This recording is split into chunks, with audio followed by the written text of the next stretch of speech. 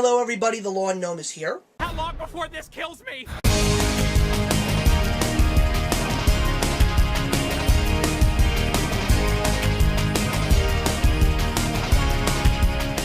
So I finally have a new movie to talk to you guys about, and it is the brand new DreamWorks animated feature, Home. As much as I love myself a great Pixar movie, the thing that I have to give DreamWorks credit for is the fact that they do like to think outside the box and sometimes throw a few punches at Disney. So they don't always have the Pixar heart, but they definitely like to give you something fresh, different, and overall entertaining. Now when it comes to something fresh, different, and a little out of the box, they definitely did that with Home. And it's the story of this race of aliens called Boo that basically make a lifestyle of running away from their enemy, the Gorg. In this film, they reach Earth, and they have a friendly relocation, if you will, of the human race while they use this planet to hide.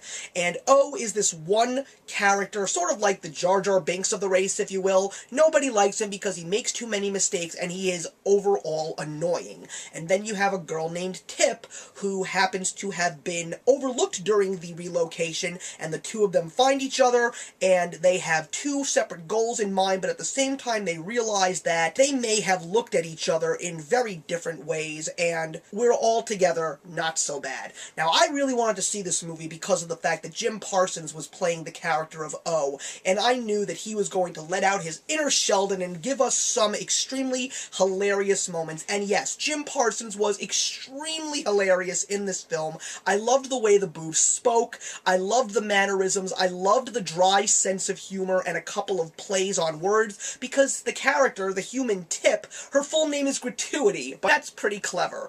It definitely had some great comedic moments and some very good heartfelt moments, and I also loved the fact that Steve Martin was in this film as the leader of the Boo, known as Smek. The whole movie, as far as his character, was definitely written for Steve Martin, and I absolutely loved everything that he did when he was on screen. The movie is definitely a good story, it definitely leaves you with a good lesson, and that lesson is, things are not always as they seem, and don't judge a book by its cover. You may have underestimated humans, that rock may not be just a rock, and this extremely scary alien may not be extremely scary if you just stand in front of it and talk to it for about 5 minutes. However, there's one big thing about this movie that took away from it. As a matter of fact, not one, but two. But it's all linked to one, and that is Rihanna. Rihanna plays the main human character, Tip.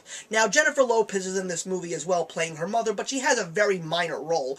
But when you are the main character, especially even when it comes to voice acting, you've got to make that character believable, because if you're going to be the main character, the audience has to connect, the audience has to love this character. And Rihanna did a horrible job. I have no idea why they chose Rihanna out of all people in this wonderful Hollywood spectrum to play this one character. Because of her voice acting, there was not a great connection between Tip and O. The parts where you actually did enjoy Tip in the film was when the music was driving the film or the body language was driving the film. Heck, I thought that Tip's cat, Pig, was the most entertaining thing in the movie. Now, I loved that cat. I want that cat, if it ever existed. The second thing also has to do with Rihanna, and it's the fact that this whole movie was basically promoting Rihanna's music. And the thing that upset me the most was the fact that the music at certain points, especially during emotional points, they just didn't fit. The music just didn't fit with the mood, and it just did not make me really enjoy it as much as I should have. I mean, there were some other high points, like the concept of the animation with the fact that these boos are like mood rings and their color of their mood changes all the time. I thought that that was very clever. I loved the bright colors and the animation, and even the ending was quite surprising.